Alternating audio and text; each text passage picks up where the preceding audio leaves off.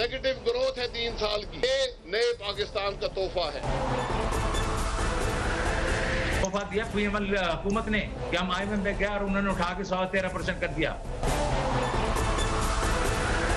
रायवंड का वजीर आजम को कन्विक्शन के बावजूद बाहर भेजा जाता है। अपने आप को डेमोक्रेटिक मूवमेंट कहते हैं, फौज को कह रहे हैं कि गवर्नमेंट गिरा दो। वजीर आज़म का अपोजिशन पर हुकूमत को हटाने के लिए फौज को मुदाखलत की दावत देने का इल्ज़ाम। वजीर आज़म इमरान खान का कौम से जल्द माशी खुशहाली का वादा, मगर अपोजिशन मानने को तैयार नहीं। रायवंड के वजीर आज़म को सज़ा के बावजूद बाहर भेज दिया गया। मुस्लिम लीग नून की क़यादत बिलावल भुट्टो के निशाने पर।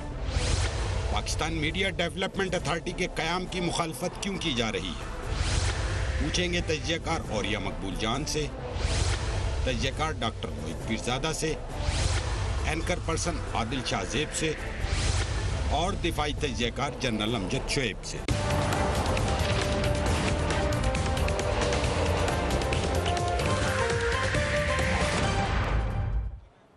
बिस्मिल्लाहिर्रहमानिर्रहीम and very warm welcome to the show. Pakistan की अपोजिशन गुज़िश्ता 3 साल से इस हुकूमत को तस्लीम करने के लिए तैयार नहीं है। हुकूमत को घर भेजने के लिए अपोजिशन ने तमाम तदबीरें कर ली। मौलाना फजल रहमान ने इस्लामाबाद में एक धरना दिया, फिर उसके बाद सारी अपोजिशन ने मिलकर PDM बनाई और मुल्क भर में हुकूमत के खिलाफ तहरीक भी चलाई, जल्द से जुलूस भी हुए, डेडलाइंस भी दी गई, मगर हुकूमत कायम रही। वज़ीर आज़म अपोजिशन को जो ये कहते थे कि बार बार ये जो तहरीक चल रही है ये मुझे हटाने के लिए नहीं बल्कि NRO मांगने का एक हरबा है। अब वज़ीर आज़म एक नया इल्ज़ाम लगा रहे हैं। वो कह रहे हैं कि अपोजिशन NRO में नाकामी के बाद फ़ौज को हुकूमत ख़त्म करने के लिए मुदाखलत की दावत दे रही है। Let's watch the prime minister. वो तनकीद होती गई, पाकिस्तान तबाह हो गया, और फिर अभी भी कल इन सारों ने मिल के कोई ड्रामा किया कि पाकिस्तान बर्बादी की तरफ चला गया। कहते हैं कि जी हमें NRO दो, नहीं तो हम गवर्नमेंट गिरा देंगे। फ़ौज को बुला रहे हैं कि फ़ौज आके गवर्नमेंट गिरा दे। अपने आप को डेमोक्रेटिक मूवमेंट कहते हैं, फ़ौज को कह रहे हैं कि गवर्नमेंट गिरा दो, क्योंकि उनका सारों का मकसद अपने इंटरेस्ट प्रोटेक्ट करना है। ये सारे जो माफियाज हैं ये अपने मफादात की हिफाजत की जंग लड़ रहे हैं, और उसके लिए वो तैयार हैं गवर्नमेंट गिराने के लिए, कुछ भी करने के लिए तैयार हैं। Doctor Mohit Pirzada, thank you so much for joining us on the programme. वज़ीर आज़म बार बार इल्ज़ाम लगा रहे हैं कि अपोजिशन फ़ौज को मुदाखलत की दावत दे रही है। ये आज ही नहीं, बार बार उन्होंने ये बात की है। ये कंसिस्टेंटली जो एक नैरेटिव है, इसकी क्या वजह है?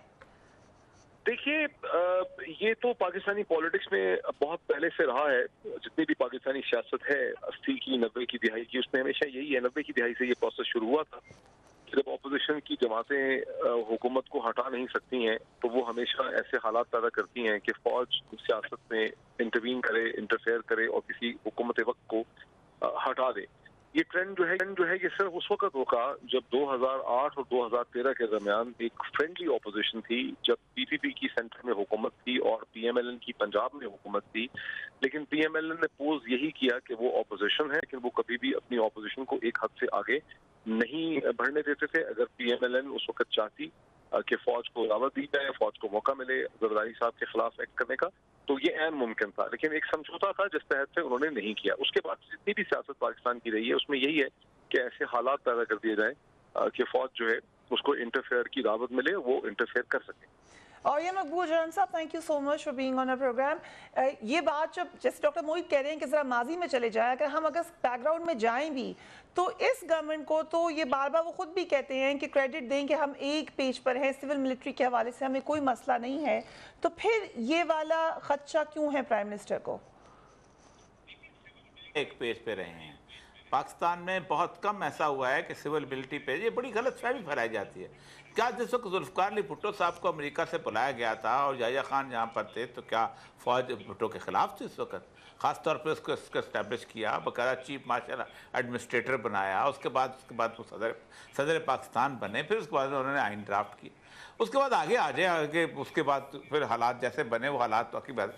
नवाज शरीफ क्या उस वक्त एक पेज पे नहीं थे, जिस वक्त उनको पहले सब पे फाइनेंस मिनिस्टर बनाया गया, फिर चीफ मिनिस्टर बनाया गया, फिर उसके बाद वज़ीर आज़म बनाया गया। क्या बेनज़ीर जिस वक्त आई है 1988 की, जब गुलाम इसाक़ खान सबसे मिलके उन्होंने गुफ्तगू की थी, सारा कुछ किया था, बाकायदा इतने पेज पे थे कि ज़ियाउल हक़ के साहबजादा याकूब अली खान जो थे और वो ये जाफर वगैरह, ये बाकायदा उनके कैबिनेट में आ गए हुए थे।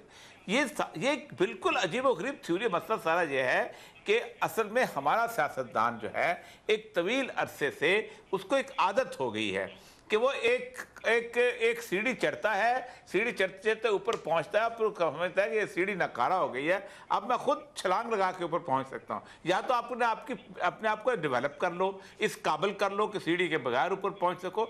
ये एक पेज वाली थ्योरी मुझे आज तक समझ नहीं आई कि एक पेज कब होता है, कब खत्म हो जाता है। पेज तो फट गया हुआ लगता है मुझे इस किस्म का। पेज की सूरत हाल जो है वो खत्म है।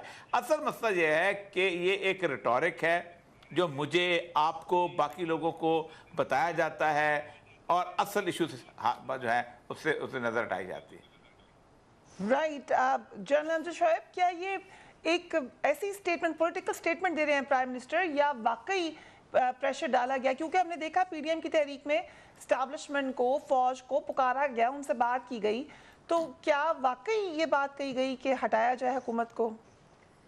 बिस्मिल्लाहिर्रहमानिर्रहीम। देखिए, ये तो वो बहुत दफ़ा ओपनली भी कह चुके हैं।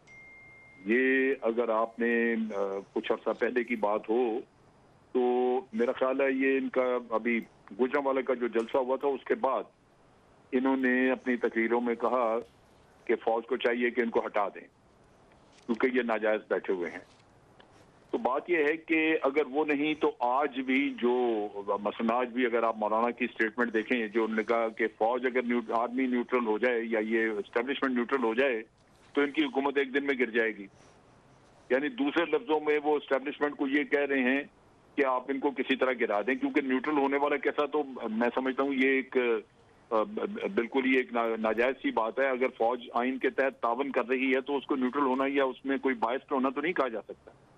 लेकिन ये कि ये अपोजिशन जो है इसके पास आईनी रास्ते मौजूद थे, ये पार्लियामेंट में जाके नो कॉन्फिडेंस ला सकते थे, मतलब इनके पास हर तरह का आईनी, लेकिन उन्होंने तमाम गैर आईनी रास्ते इख्तियार किए कि जल्द से जुलूस करने हैं और इस्तीफे देने हैं या आप हमें फौज को भड़काना है। ये वो सारी चीजें थी जो कि पार्लियामेंट से बाहर ये करना चाह रहे थे। तो लाजमी बात है कि ये कोई आईनी कदम तो नहीं था। आइन के तहत जाके जो भी इन्होंने करना है करते रहे। तो ये मसला है इनका कि ये आर्मी को किसी न किसी तरह उकसा रहे हैं कि आप इनकी मदद करें और इस हुकूमत को चलता करें, जो नहीं होगा। तो मेरा ख्याल है कि ये गलत रास्ता इन्होंने इख्तियार किया हुआ है, जो हमें भी सबको इसको पब्लिक के सामने लाना चाहिए ताकि आवाम को पता चले कि इनकी डिमांड है क्या। Right. Atish Aziz sahab, thank you so much for being on the programme. Do you agree कि ये बड़े अरसे से ऐसे ही हो रहा है, फिर उसी का एक कंटिन्यूएशन है, या एक्चुअली कोई ऐसी मामलात हैं जैसे कि जनरल साहब ने कहा जिससे प्राइम मिनिस्टर को खदशा है?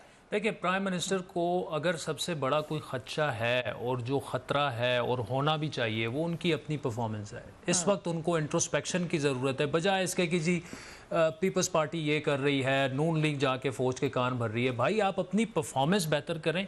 किसी को आपके साथ आउट ऑफ द वे जाके इस्टेब्लिशमेंट ने आपने सपोर्ट किया, पाकिस्तान की तारीख़ में उसकी मिसाल नहीं मिलती। अब आपको इट्स अबाउट टाइम, 3 साल हो चुके हैं, कितना आपको कोई सपोर्ट करेगा? भाई, आपने मुल्क भी तो चलाना है ना।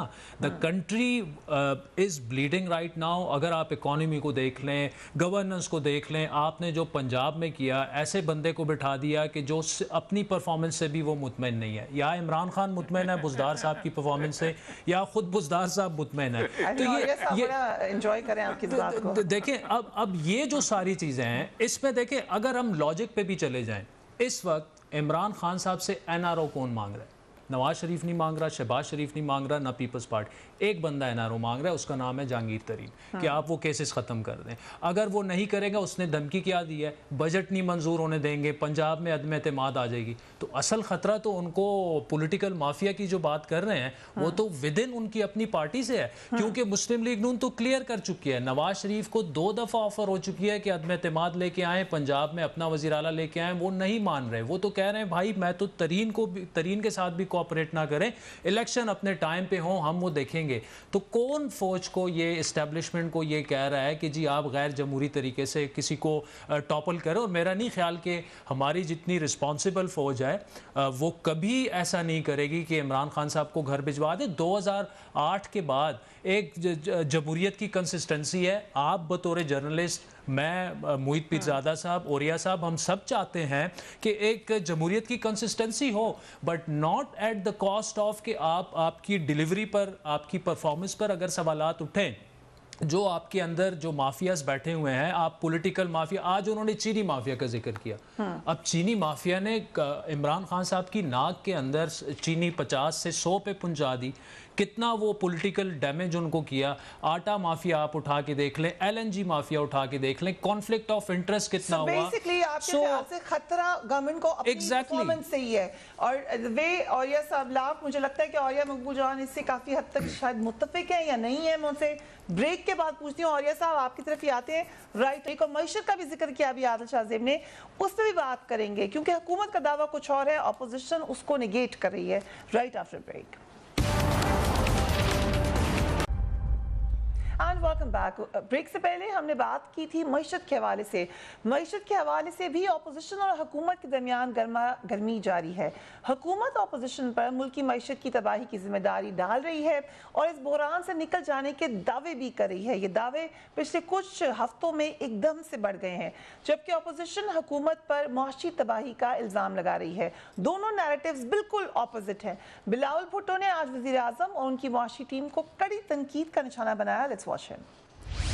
वज़ीर आज़म साहब के जो बैंक ATM मशीन्स हैं, उनके लिए तो मुश्किल वक्त ज़रूर ख़त्म हुआ होगा, लेकिन आम आदमी ज़रूर ख़त्म हुआ होगा।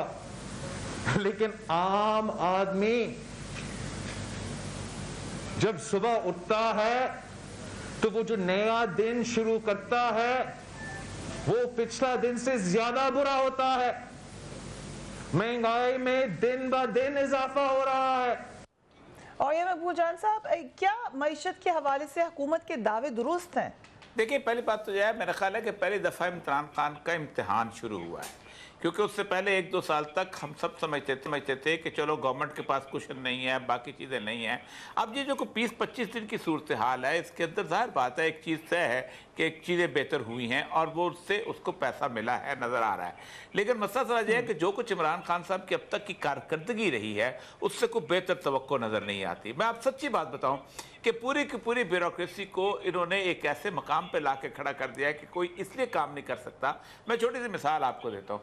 40-45 हज़ार रुपये पे हम लोग जो थे आए थे, और हमारे मुकाबले में लोग जो होते थे प्राइवेट सेक्टर में 5-6-7 लाख रुपया रखते थे, और एक सिर्फ होता था कि कल को पेंशन मिल जाएगी या हमारी नौकरी मुस्तकिल है या हमारा एक ऐसा हमारे, तो उसके साथ इंसेंटिव चलते थे।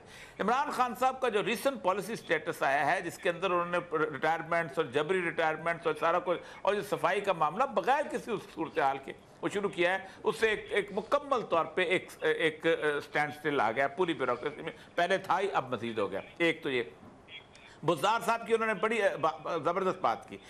पंजाब के पूरे मिजाज को ना जानते हुए, पता नहीं कौन सा खौफ है इमरान खान के दिल में बैठा हुआ कि पंजाब में कोई एक शख्स, मैं कहता हूँ जहांगीर तरीन को वज़ीर भी लगा दिया जाता, शाह महमूद कुरैशी को भी लगा दिया जाता, इवन शहबाज शरीफ को भी लगा दिया जाता, तो इमरान खान की पर्सनैलिटी को उसको आगे उसको करना बहुत मुश्किल था, उसका मुकाबला करना। लेकिन एक ऐसे बंदे को रखा गया और पंजाब के पूरे मिजाज के खिलाफ उसको रखा गया, ना वो ब्यूरोक्रेसी में इफेक्टिव है, और अब तो करप्शन की खबरें। इस क्वेश्चन में आपको 2 काम करने हैं जो कि आप, मुझे नहीं लगता आप कर पाएंगे। एक होता है, आप बाकी आइटम्स बढ़ती रहती हैं, गाड़ियों की बढ़ती रहती है, दुनिया में फूड आइटम्स और यूटिलिटी, ये 2 ऐसी चीज़ें हैं जिनको कांस्टेंट रखा जाता है। इसमें आप सब्सिडी दें या कुछ करें, इन 2 चीज़ों को नहीं छेड़ा जाता। बाकी कहा जाता है कि हम लिपस्टिक से लेके आप लैंड क्रूजर तक जिस पे कहते हो टैक्स लगाने को हम तैयार हैं। लेकिन हो क्या रहा है कि इस वक्त इस कोई प्लानिंग नहीं है गवर्नमेंट के पास کہ ہم نے کیا کرنا ہے، اور اس کو میچ کیا جاتا ہے یا تو اگر قیمتیں کنٹرول نہیں کر سکتے تو تنخواہوں سے میچ کیا جاتا ہے، باقی چیزیں، کیونکہ فکسڈ انکم گروپ جو ہے وہ افیکٹڈ ہوتا ہے، ریڈی والا بھی قیمت بڑھا لیتا ہے، چنگچی والا بھی بڑھا لیتا ہے، باقی بھی بڑھا لیتے ہیں، لیکن فکس انکم گروپ یا گورنمنٹ کا اور یہاں کا اس کے لیے کوئی پلاننگ مجھے نظر نہیں آتی۔ اور دوسری سب سے امپورٹنٹ چیز ہوتی ہے کہ آپ اس جو کوشن آپ کو ملا ہے اس کو آگے کیسے جڑنا ہے۔ آپ کی بمپر کراپ آ گئی ہے، یہ 2 مہینے میں ختم ہو جائے گی، اگر آپ نے کل اجازت دے دی، آپ کو ایک بندے نے آنا ہے اور نے کہا جی اتنے ہم نے کیا کریں گے، یہ تو جہاں پر گل سڑ جائے گی، آپ ہمیں دیں ہم افغانستان بھیجتے ہیں، آپ ہمیں دیں ہم تاجکستان، ازبکستان، کرغزستان بھیجتے ہیں، آپ کہاں رہ گئے؟ آپ کیوں وہ کرتے کیوں ہیں؟ کیونکہ پاکستان کی ٹریڈرز اورینٹیشن ہو گئی ہوئی ہے کہ جہاں سے ہم ابھی بھیج دیں گے اور جب وقت آئے گا تو ہم باہر سے منگا لیں گے، وہ ٹریڈر کا فائدہ ہوتا ہے، وہ پہلے یہاں سے بھیج کے کماتا ہے پھر منگا کے کماتا ہے۔ اور مافیا پر تو عمران خان صاحب کا کنٹرول ہی نہیں ہے، یہی مافیا پوری دنیا میں بھی ہوتا ہے، یہاں بھی ہوتا ہے۔ اس کی ایک وجہ یہ ہے کہ عمران خان صاحب کو مافیا کے کنٹرول کرنے کی جو بیوروکریٹک مشینری ہے اس کی سپورٹ حاصل نہیں ہے، 4-5 بندے ہیں اور ان کے ہاتھ میں یہ کھیل رہے ہیں۔ ویری انٹرسٹنگ انالیسز، اور خاص طور پہ جو بیوروکریٹک ہنڈرنسز ہیں وہ بتائی ہیں، اور یہ مقبول جان صاحب نے، شاہ خاقان عباسی صاحب نے بھی کیا کہا وہ بھی دیکھ لیجئے۔ آج گروتھ کی تھی ہے، میں آپ کو حقیقت سے کہتا ہوں، نہ وزیر اعظم کو الف بے آتی ہے اکانومی کی، جو اس کے درباری مشیر اور وزیر کہتے ہیں وہی جا کے بیان کر دیتا ہے۔ حقیقت یہ ہے 2018 میں پاکستان کی جی ڈی پی 315 ارب ڈالر تھی، آج وہ 296 ارب ڈالر ہے۔ 3 سالوں میں ہماری جی ڈی پی جو ہے وہ 19 ارب ڈالر کم ہو گئی ہے۔ جنرل امجد شعیب، کیا جیسے کہ فارمر پرائم منسٹر کہہ رہے ہیں کہ کچھ بھی نہیں پتا اکانومی کا، یا جو پرائم منسٹر ان کی ٹیم کا دعویٰ ہے کہ نہیں ہم کر رہے ہیں ٹرن اراؤنڈ اور چیزیں اب بہتر ہونے جا رہی ہیں، آپ کے خیال سے کیا ٹھیک ہے؟ دیکھیے بات یہ ہے کہ ان کی بات پہ بھی یقین نہیں کیا جا سکتا، شاہد خاقان ہو یا کوئی بھی اور ہو، کیونکہ غلط بیانی ہے تو یہ بھی ہمارے ساتھ بہت کرتے رہے ہیں۔ فجنگ انہوں نے بھی بے تحاشا دفعہ کی ہے، آئی ایم ایف کہتا رہا ہے کہ انہوں نے فجنگ کی ہے، ورلڈ بینک نے کہا ہے، جب بھی ان کی حکومتیں تھیں رپورٹس آتی رہی ہیں، وہ ان میں ان کے جو فگرز ہیں وہ چیلنج کیے جاتے رہے، تو وہ تو میں سمجھوں گا کہ جب تک بجٹ نہیں آتا، بجٹ آئے گا تو آپ کو کچھ اندازہ ہوگا فگر ورک سے کہ ان میں سے سچ کون کہہ رہا ہے۔ لیکن جھوٹ میں سمجھتا ہوں کہ یہ سارے، کیونکہ یہ ٹیکنوکریٹس کے اوپر ریلائی کرتے ہیں، وہ ان کو کوئی نہ کوئی فگرز وغیرہ پکڑاتے رہتے ہیں، اور نتیجہ یہ کہ اس میں جھوٹ شامل ہوتا ہے۔ اب چیز یہ ہے کہ یہاں صرف اگر آپ مہنگائی کا دیکھیں، مہنگائی کا ایک پروسیس ہے۔ 47 میں اگر گندم وہاں پہ اس زمانے میں 8-9 روپے من تھی تو آج نہیں ہے، یہ تو ایک چلتا سلسلہ ہے، چلے گا۔ لیکن سبسڈیز ختم ہوئی یہاں پہ آ کے گورنمنٹ کو، وہ آئی ایم ایف کی وجہ سے، ورنہ تو پوری دنیا میں خوراک پہ، کھانے پینے کی چیزوں پہ سبسڈیز دیتی ہیں حکومتیں تاکہ کسان کا نقصان نہ ہو، اس کو پورے پیسے مل جائیں لیکن عوام کو چیز سستی مل جائے۔ یہاں سبسڈیز ابھی نہیں ہے، ہو سکتا ہے اس بجٹ میں کوئی سبسڈیز دیں، کہہ رہے ہیں یہ اس کے بارے میں۔ لیکن ایک چیز میں آپ کو یاد کراؤں، even T M L N کے وقت میں شیر آٹا کھا گیا کا نعرے لگے تھے، اور اس وقت بھی چینی 130-140 روپے کلو بھی بکی ہے۔ آج جو اپوزیشن ہے ان کے پاس کہنے کو کچھ نہیں، وہ رٹا لگا کے صبح سے لے کے رات تک یہی رونا روتے رہتے ہیں کہ مہنگائی ہو گئی، مہنگائی ہو گئی۔ مہنگائی کے فگرز بھی کل دیے ہیں آپ کے شماریات کے ادارے نے، اس میں بھی کمی بھی آئی ہے۔ تو چیز یہ ہے کہ اگر آپ آرٹیفیشلی بعض چیزوں کو کنٹرول کر لیں، ڈالر کا ریٹ کنٹرول کر لیں، کچھ کر لیں اس طرح کی چیزیں، تو ہو سکتا ہے کہ نمائشی طور پہ آپ کو بعض چیزیں بہتر نظر آئیں، لیکن یہ ضروری ہے کہ آپ حقائق یا بالکل حقیقی طور پہ جو ریٹ ہے اس کے مطابق آپ چلیں تو آپ کو کچھ مشکلات بھی آئیں گی۔ ایک چیز اور ہے جو میں یہاں کہنا چاہتا ہوں، وہ یہ ہے جو اوریا صاحب بات کر رہے تھے، اس میں بڑا وزن ہے، لیکن اس میں مصیبت یہ ہے کہ میں عمران خان چھوڑ دیں، کوئی بھی شخص آ کے یہاں پہ اگر سختی کرے گا، وہ کہے میں نے کرپشن ختم کرنی ہے، تو اس نظام نے اس کو سپورٹ نہیں کرنا۔ انڈسٹریلسٹ کہے گا میں اپنی انڈسٹری اٹھا کے باہر جا رہا ہوں، میں جا کے سری لنکا میں لگا لوں گا، میں انڈسٹری اٹھا کے جا کے بنگلہ دیش میں لگا لوں گا۔ آپ ہاتھ جوڑتے ہیں کہ بھائی انڈسٹری نہ اٹھانا، ہم تیرے کیسز نہیں لیں گے، ہم تمہیں ایف بی آر کے حوالے کریں، وہ تم جانو اور ایف بی آر جانے۔ بیوروکریٹ کام نہیں کرتا، وہ قلم چھوڑ کے پھینک جاتا ہے، کیونکہ آپ نے کہا جی ہم کیسز کرپشن کے آپ کے پکڑیں گے، پھر آپ ان کو کہتے ہیں کہ اچھا نہیں، مہربانی کریں، آپ کی ایک کمیٹی بیٹھے گی، وہ دیکھا کرے گی کہ آپ کے کیسز کا کیا کرنا ہے، ہم آپ کو نہیں لے کے جاتے، نیب کے پاس نہیں لے کے جاتے۔ تاجر اٹھتا ہے تو اس کو بھی یہی. آپ تاجر کو کہتے ہیں کہ ٹھیک ہے جی آپ آئی ڈی کارڈ کا نمبر شمبر نہ نوٹ کریں, جو پہلے چل رہا تھا جس طرح اس طرح چلتا رہے. 12 سال میں اس معاشرے کو جو تباہ کیا گیا ہے, کرپشن جو بالکل ایک ایک کی رگ میں بٹھا دی گئی ہے, آج اس کو سیدھا کرنا اتنا مشکل ہے. وہ پارٹی جس کے پاس پارلیمنٹ میں صرف 7 ووٹوں کی اکثریت ہے وہ ٹھیک کر ہی نہیں سکتی. اوکے, سو آپ کہہ رہے ہیں ٹھیک ہو ہی نہیں سکتی. حکومت آئے گی جی, if you allow me general صاحب, حکومت ہوگی وہ کر سکے گی. اف یو الاؤ می شاہ صاحب, آئی کم ٹو یو. لیکن ایک کوئک بریک پہ ہم جا رہے ہیں. 2 بڑے انٹرسٹنگ پوائنٹس ہمارے سامنے آئے ہیں. ایک طرف یہ کہ کیا انیبلٹی ہے اپنی گورنمنٹ مشینری سے کام کروانے کی, دوسری طرف جنرل صاحب کا کہنا یہ ہے کہ وہ ہو ہی نہیں سکتا کیونکہ جب تک کرپشن کے خلاف آپ کوشش کریں ہیں آپ کے خلاف مافیاز کھڑے ہوتے رہیں گے. We will talk about it right after break. And welcome back. معیشت کے حوالے سے کس کے دعوے درست ہیں, شوکت ترین صاحب کو بھی سن لیجئے. اکانومی کو جو ہے اسٹیبلائزیشن سے لے کے ہم ایک قسم سے گروتھ موڈ میں لے کے جائیں, اس کو بڑھاوا دیں. اور اس میں ہم کیا کرنے جا رہے ہیں, ہم جا رہے ہیں کہ ہم اپنے جو ریونیوز ہیں وہ 20% ہر سال بڑھائیں گے. تو ہمارا خیال یہ ہے کہ ہمارے یہ جو ریونیوز ہیں یہ انشاءاللہ اگلے 2 سالوں میں 7 ٹریلین سے بھی اوپر ہو جائیں گے. اور یہ اس کا مطلب ہے یہ انہوں نے تو اپنے وقت کے بیچ میں یہ دیکھی نہیں تھی, نہ کووڈ دیکھی تھی, نہ انہوں نے آئی ایم ایف کا پروگرام اتنا سخت دیکھا تھا. With the Covid, with the I M F programme ہم ان ریونیوز کو ڈبل کریں گے by end of our tenure.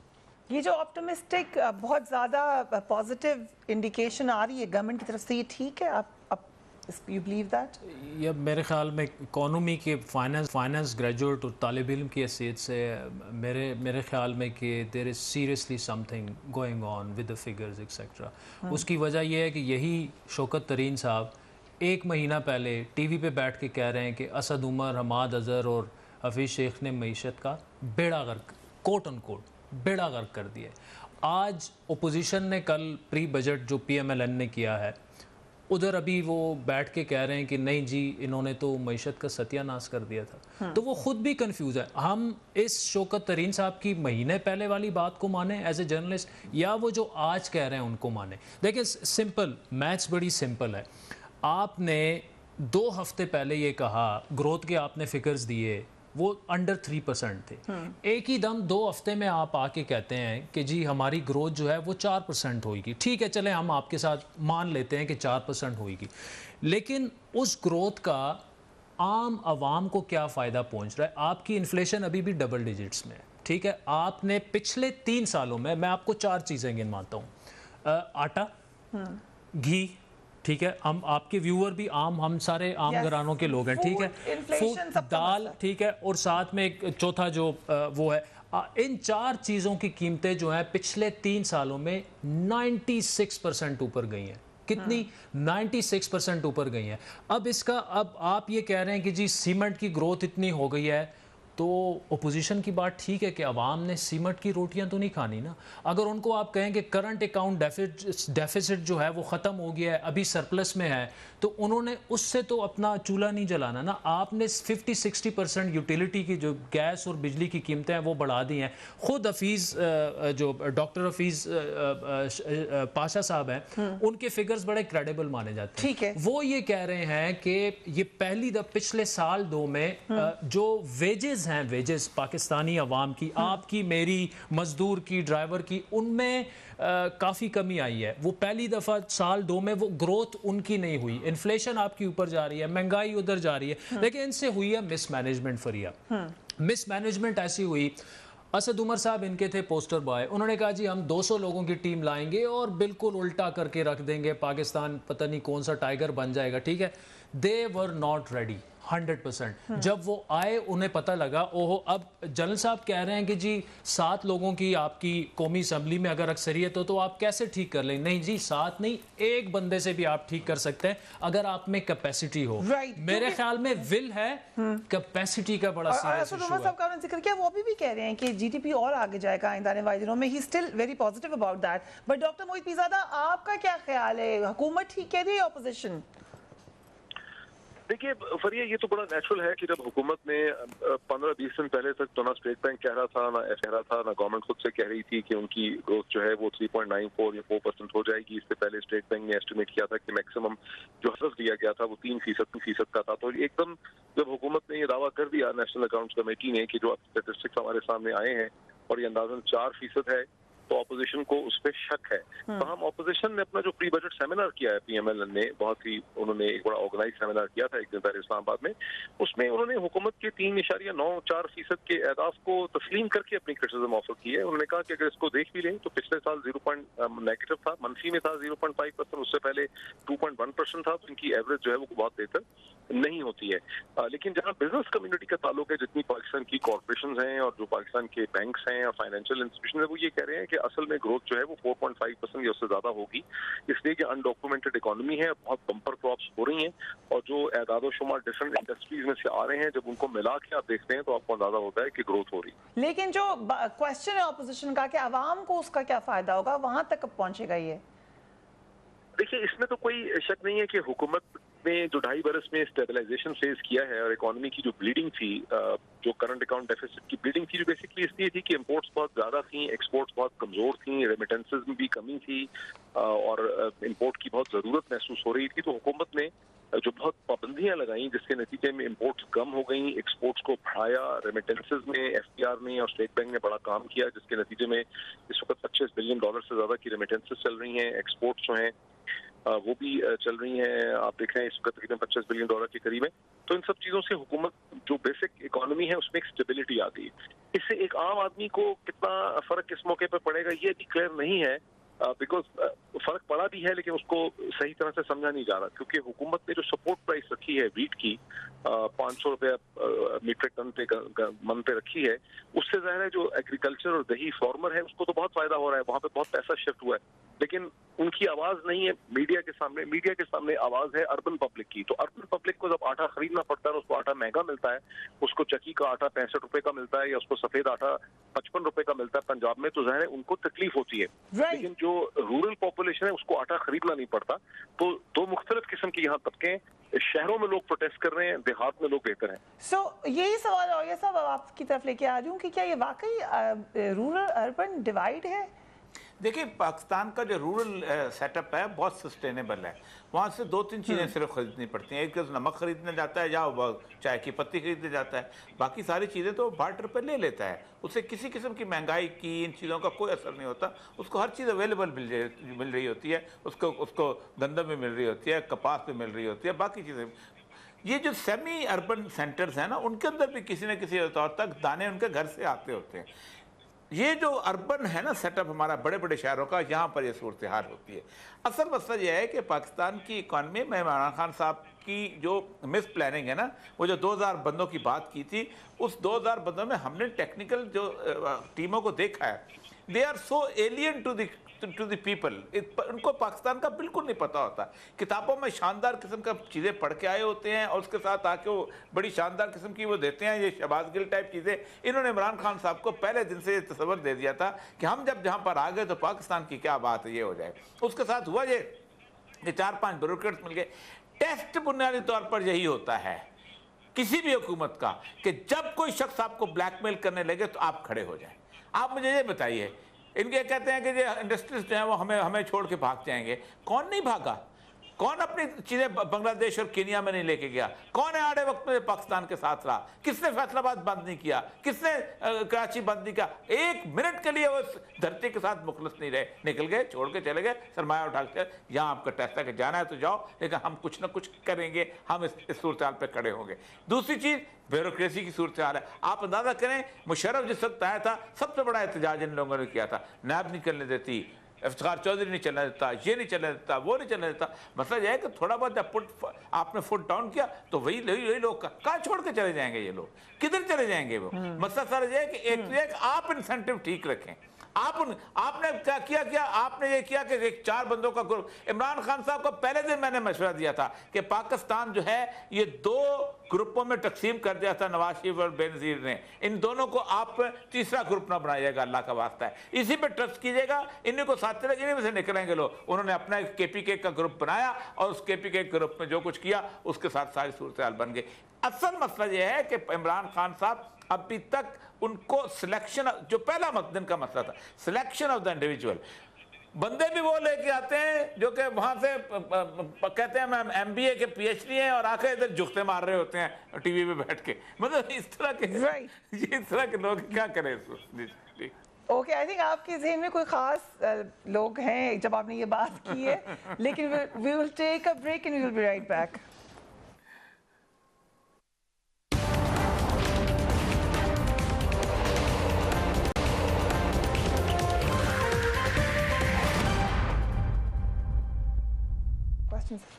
And welcome back. दुनिया तेजी से बदल रही है, हर शोबे को टेक्नोलॉजी ने तब्दील किया है, इसी तरह से मीडिया भी तब्दील हुआ है।